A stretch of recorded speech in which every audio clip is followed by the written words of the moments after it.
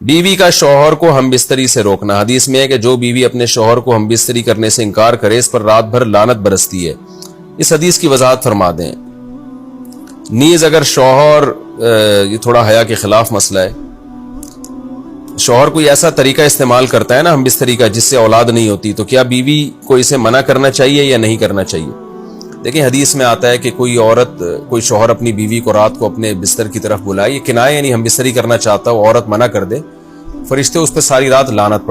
بھیجتے ہیں۔ بالکل صحیح حدیث ہے۔ اب ہمارے بعض اسکالر کیا کرتے ہیں، جب ان سے یہ بات پوچھی جائے تو وہ بات کو گھما دیتے ہیں، سیدھی سیدھی بات نہیں بتاتے کہ بھئی یہ شریعت میں مرد کا حق ہے کہ عورت اس کو ہم بستری سے نہیں روک سکتی، کیونکہ ویمن رائٹس کے نام پہ آج کل بہت تحریکیں چل رہی ہیں، تو وہ بھی کچھ لبرل اسکالرز ہیں جو ہر وقت جو ہے نا کوشش کرتے ہیں کہ خواتین ہم سے ناراض نہ ہو جائیں۔ تو بھئی آپ شریعت کا حکم بتائیں صاف صاف، چاہے عورت خوش ہوتی ہے ناراض ہوتی ہے، بعض حقوق مردوں کے ہیں بعض عورتوں کے ہیں تو وہ بتانے پڑتے ہیں۔ تو اسی طرح عورت کا بھی حق، مرد کا بھی حق یہ ہے کہ عورت، اگر مرد اس کو ہم بستری کے لیے بلاتا ہے تو عورت اسلام میں منع نہیں کر سکتی، اس کے لیے گناہ ہے۔ ہاں بیمار ہو تو ایک الگ بات ہے، بخار ہے اس کو، یہ کوئی واقعی بیماری ہو تو پھر ایک الگ بات ہے، نارملی اس کو اجازت نہیں ہے کہ وہ شوہر کو منع کر دے، بلکہ اس میں حدیث میں بہت سخت تاکید ہے۔ آپ صلی اللہ علیہ وسلم کی ایک حدیث میں یہاں تک فرمایا کہ عورت اگر یعنی چولہے پہ ہو، روٹی پکا رہی ہو، اس طرح کی حدیث کا مفہوم ہے، یعنی بہت بزی بھی ہو تو بھی اس کو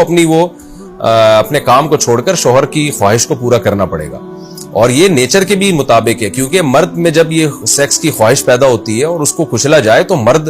بہت زیادہ ڈسٹرب ہوتا ہے۔ خواتین اس میں اپنے آپ کو مردوں جیسا سمجھتی ہیں، وہ سمجھتی ہیں ہمارا اس میں وہی حق ہے جو مرد کا حق ہے۔ بھائی اللہ نے دونوں کے ڈیزائرز میں زمین آسمان کا فرق رکھا ہے، تو مرد کو بہت زیادہ نقصان ہوتا ہے اس سے، وہ بہت زیادہ مینٹلی ڈسٹرب ہوتا ہے اس سے، کیونکہ اللہ نے یہ ڈیزائرز عورت کی نسبت مرد میں بہت زیادہ رکھی ہیں، تھوڑی زیادہ نہیں بہت زیادہ رکھی ہے، تو میڈیکلی یہ بات ثابت ہو چکی ہے۔ تو دوسرا، ایک تو مینٹلی بہت زیادہ ڈسٹرب ہوتا ہے وہ، دوسری بات یہ کہ پھر اس کے گناہ کی طرف توجہ جائے گی، وہ حرام کاموں کی طرف جائے گا۔ تو اس لیے عورت کو اس بارے میں مرد کا ساتھ دینا چاہیے۔ یہاں فوراً بعض خواتین یہ سوال پوچھتی ہیں کہ اچھا اگر عورت کے دل میں خواہش ہو اور مرد وہ خواہش پوری نہ کرے تو کیا مرد پہ بھی لعنت ہوتی ہے؟ تو اس کا سیدھا سیدھا جواب یہ ہے کہ نہیں، مرد پہ لعنت نہیں ہوتی۔ اس کی وجہ یہ ہے، دو اور دو چار کی طرح میں صاف بات کروں گا۔ وجہ اس کی یہ ہے کہ عورت کے لیے مرد کی اس خواہش کو پورا کرنے میں عورت کی کوئی انرجی نہیں استعمال ہو رہی، جبکہ اگر مرد کا موڈ نہ ہو اور عورت کا موڈ ہو تو پھر مرد اپنے آپ کو پریپیئر نہیں کر سکتا، اس کے لیے بہت تکلف کرنا پڑے گا اس کو۔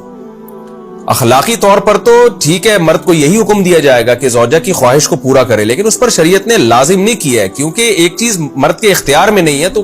لازم کیسے ہو سکتی ہے؟ یعنی ایک آدمی کا وہ ذہنی طور پر تیار ہی نہیں ہے اس کے لیے، تو مرد کے لیے تو جب تک ذہنی طور پہ تیار نہ ہو یہ عمل کر نہیں سکتا، جبکہ عورت کر سکتی ہے۔ تو انرجی جو استعمال ہوتی ہے نا اس میں بہت زیادہ، وہ تو مرد کی انرجی یوز ہوتی ہے، تو شریعت اس کو کیسے پابند بنا سکتی ہے کہ اس کے ذہنی طور پر وہ مینٹلی تیار سے یعنی ایک عمل کر سکتا ہے؟ تو یہ ظلم ہوتا ہے اس کے اوپر کہ وہ مینٹلی تیار نہیں ہے اور اس کو شریعت کہے کہ اگر بیوی آپ سے مطالبہ کر رہی ہے اور آپ مطالبہ پورا نہیں کرو گے تو آپ پر لعنت ہوگی، تو وہ اس لعنت سے بچنے کے لیے اپنے آپ کو مینٹلی کیسے تیار کرے گا؟ بعض دفعہ تیار کر لیتا ہے، بعض دفعہ نہیں ہو پاتا، اس کا تو دماغ سے بہت گہرا تعلق ہے۔ تو اس لیے مرد کے لیے تو شریعت نے حکم یہ کیا ہے کہ 4 مہینے میں کم از کم ایک دفعہ اس پر لازم ہے کہ وہ اپنی زوجہ کی خواہش کو پورا کرے۔